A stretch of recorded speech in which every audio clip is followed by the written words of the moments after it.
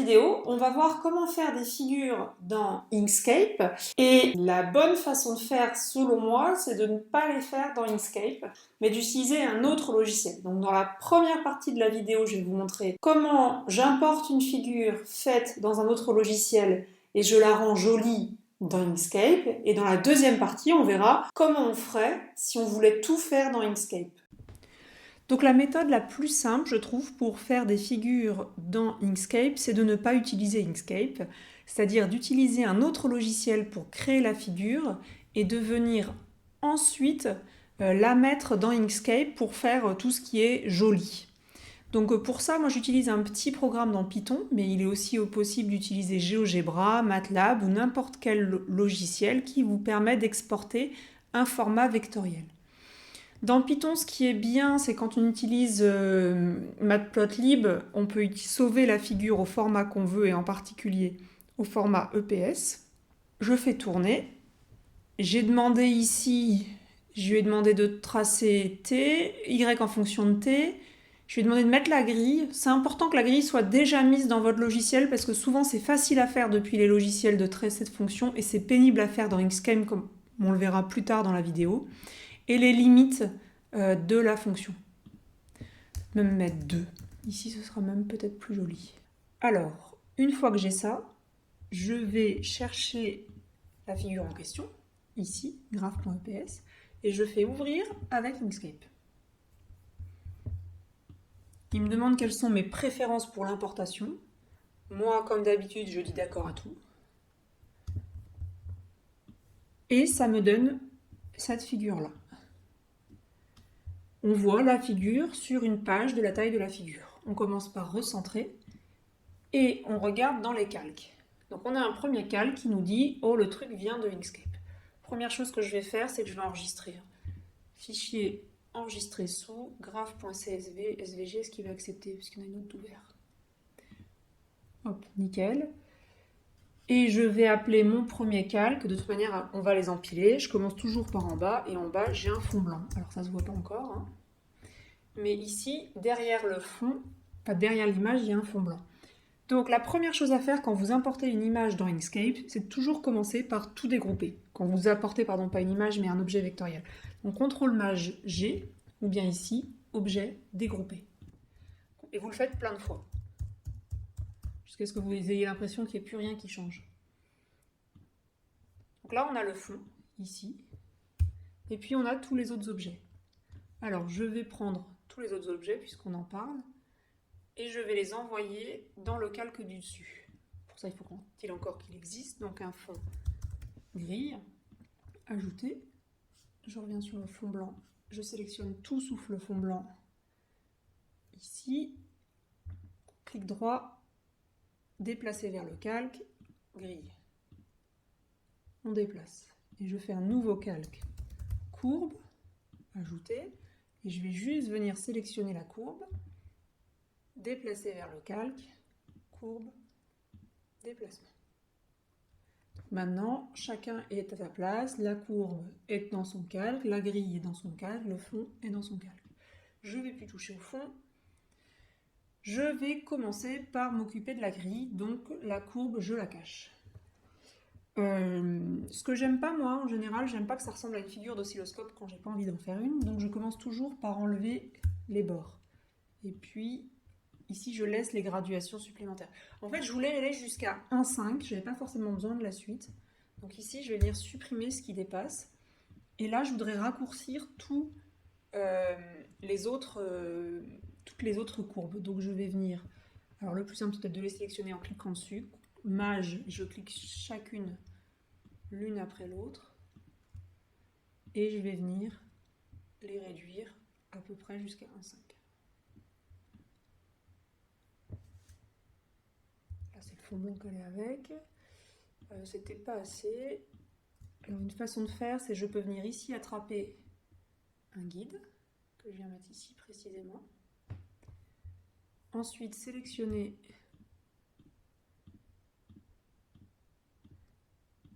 mes différentes courbes. Je veux aimanter aux grilles. Et je vais venir comme ça les monter. Je reclique sur ça, supprimer. Hop là. Et j'ai celle-là parce qu'en fait à chaque fois les objets c'est vraiment des superpositions les unes sous les autres. Donc sous les axes il y a la grille qui reste. On n'a pas besoin d'avoir deux fois les choses. Maintenant je voudrais mettre des flèches au bout des axes. Donc celle-là je l'aimerais un peu plus longue. Celle-là aussi. Je les voudrais un peu plus grasses et un peu avec une flèche. Donc ici, contour, style du contour, on va doubler 2 pixels et on va mettre une petite flèche au bout. Voilà, j'aimerais l'agrandir encore un peu plus. Et ici aussi, ça va me permettre de mettre T et Y sur la courbe. Donc avec l'outil texte, je viens mettre Y. C'est beaucoup trop petit ça, on va se mettre en 22 par exemple. Y, CTRL-C, je mets la flèche où je veux, CTRL-V, T pour modifier en fonction du temps. Et je voudrais maintenant changer la police de ça. Donc, je vais sur l'outil texte. Je voulais du CMU sans sérif tout simple, avec une taille de police, mettons de 12. J'applique.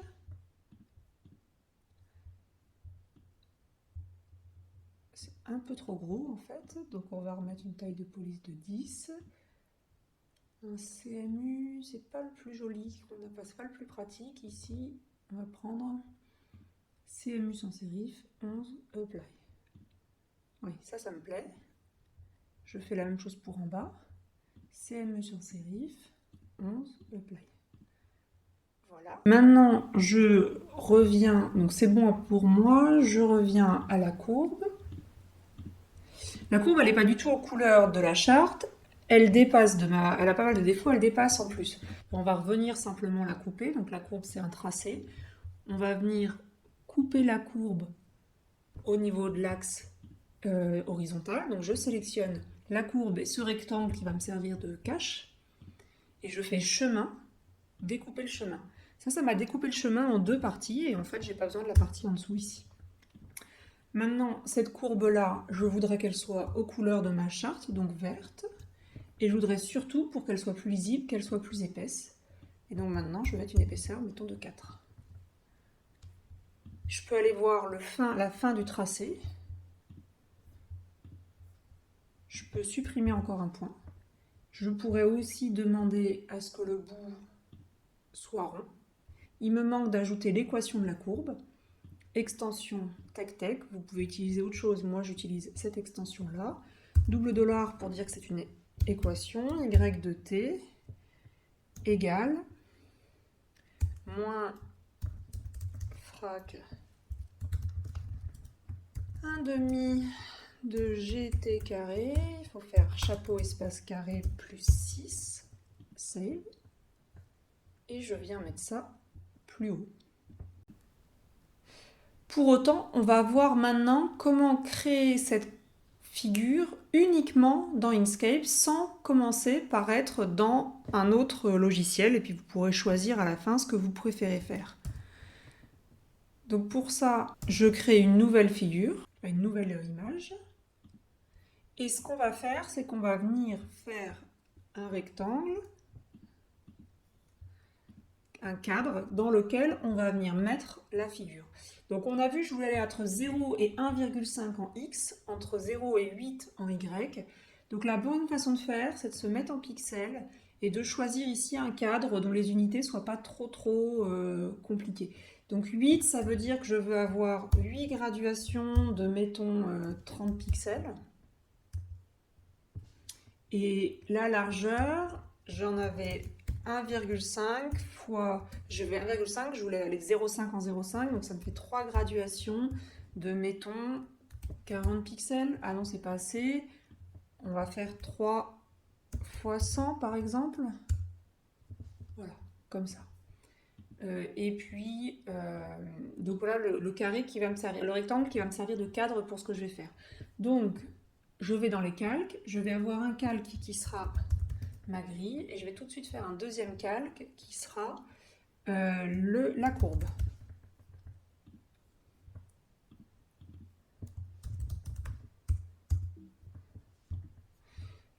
Alors, j'en veux un deuxième, donc je fais CTRL-ALT-D pour en copier un sur place, clic droit, déplacer vers le calque, je déplace vers la courbe.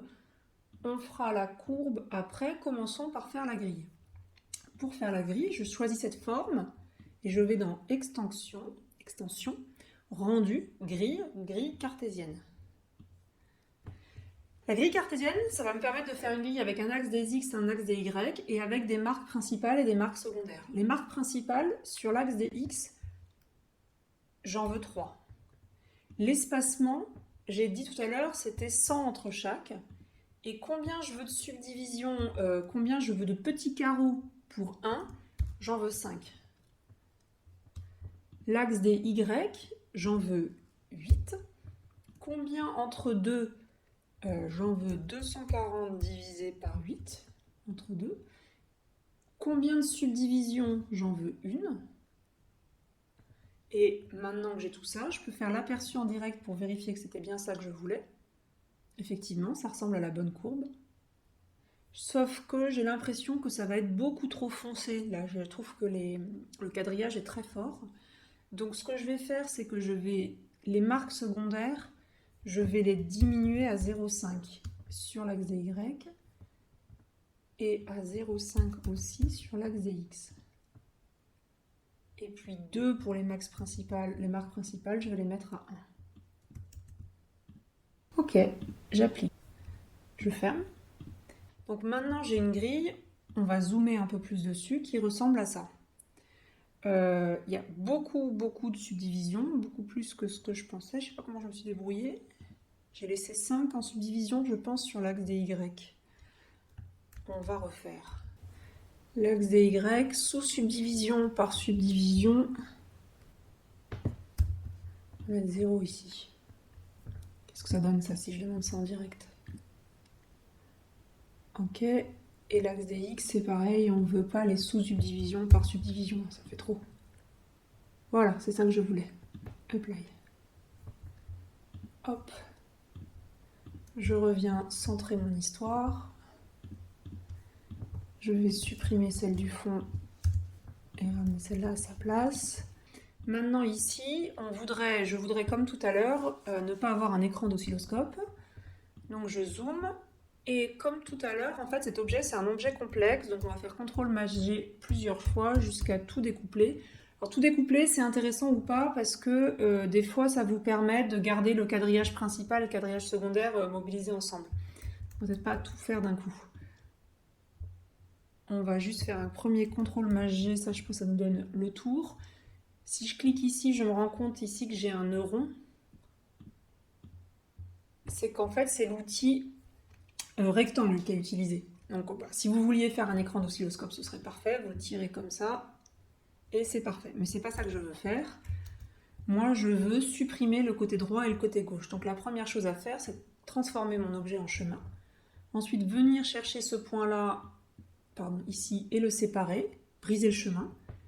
Je brise le chemin ici, ici aussi, et maintenant, je viens supprimer ce chemin-là. D'accord? Il me reste en haut et en bas. Ici, je voudrais mettre une flèche.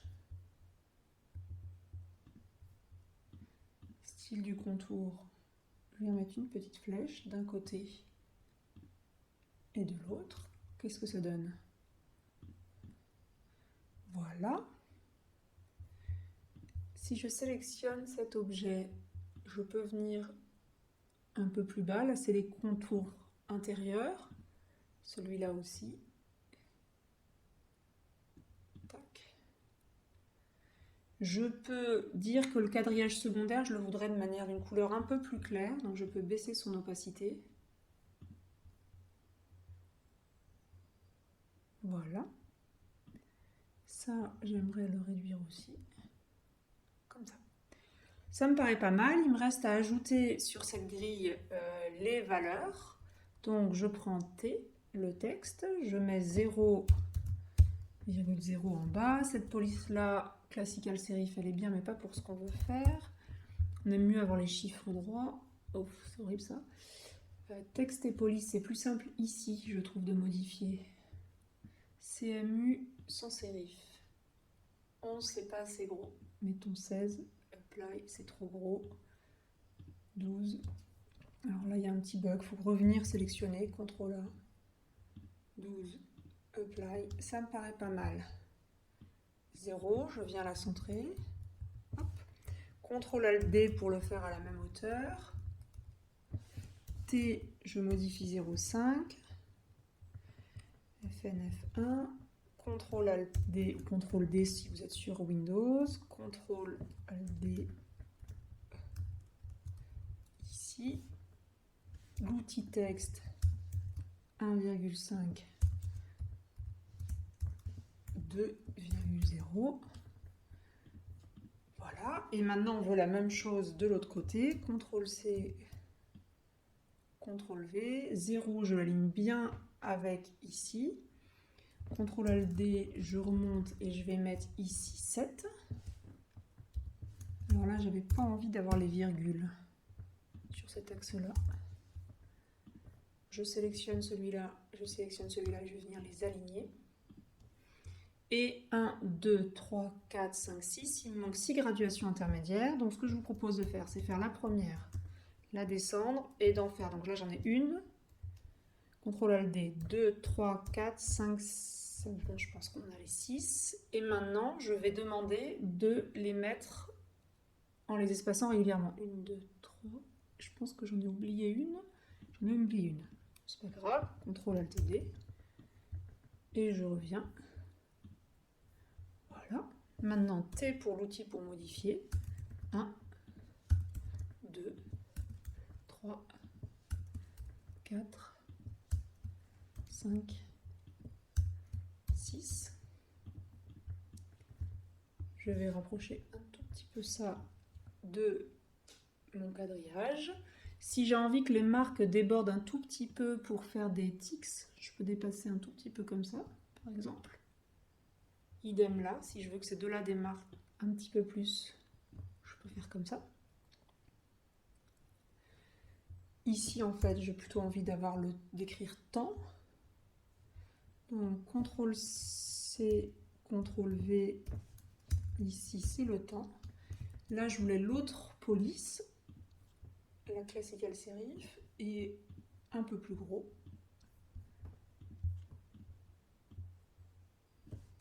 CTRL C, CTRL V, T, Y.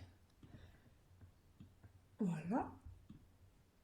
On est bon ici. Il ne nous reste plus qu'à tracer la courbe, ce qui est finalement le plus rapide. Je reprends ma boîte, ici. Je sélectionne ma boîte. Extension rendu traceur de fonction.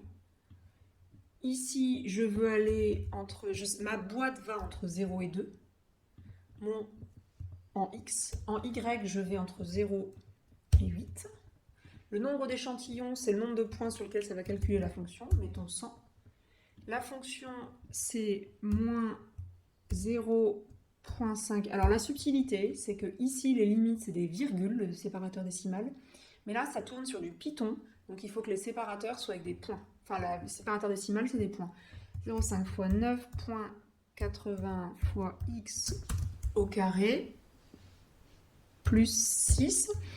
La blague en général, c'est d'avoir coordonnées polaires de cocher et on ne comprend rien à ce qui se passe, ou bien redimensionnement isotrope. Je vais vouloir supprimer le rectangle, je vais vouloir découper avec le rectangle, je vais vouloir dessiner les axes non, et je veux l'aperçu en direct. Qu'est-ce qui ne lui va pas? Le voilà. Ok. Apply. Maintenant, je peux fermer. Donc j'ai cette courbe, je voudrais enlever les axes, en fait ils sont déjà en dessous. Je vais dans chemin séparé, là c'est que des chemins, j'attrape les axes, je les supprime, et cette courbe elle dépasse parce qu'en fait il l'a tracée jusqu'au bout des X qui étaient donnés dans la figure. Donc ce que je viens faire, c'est prendre une forme, et comme tout à l'heure on l'a fait pour la figure de I, c'est que je vais aller découper ce qu'il y a en trop. Je sélectionne le masque, je sélectionne le chemin, je fais découper le chemin et je vais venir supprimer celui-là. Je rezoome. Ici, la courbe, je vais pouvoir la passer de la couleur que je voulais, comme tout à l'heure. Là, ça me paraît assez lisible. Il ne nous resterait plus qu'à ajouter l'équation et surtout ne pas oublier le calque de fond blanc, parce qu'autrement vous vous en rendrez bien compte au moment de l'export. Le fond blanc, je mets ce calque tout en bas, un rectangle. Là, je vois bien qu'il y a de la transparence partout. Je le mets à peu près éloigné partout du reste. Pareil du reste. On lui met son opacité totale, sans pas de contour en fait. Et le fond, est-ce qu'il est pareil dans le fond, l'opacité, voilà, sans pas de contour. Et voilà, juste je verrouille le calque et je suis prête pour l'export. Voilà. On peut se demander pourquoi est-ce que je veux finalement utiliser Inkscape si je pars d'un fichier fait avec un autre logiciel. La bonne raison pour moi, c'est que ça va être plus simple de faire toute la mise en forme, tout ce qui est joli dans Inkscape que je maîtrise bien. Et souvent, il m'arrive de vouloir incruster ou utiliser les graphes dans une autre, avec d'autres choses ou de mettre d'autres symboles. Et donc, j'ai besoin d'utiliser les graphes dans Inkscape.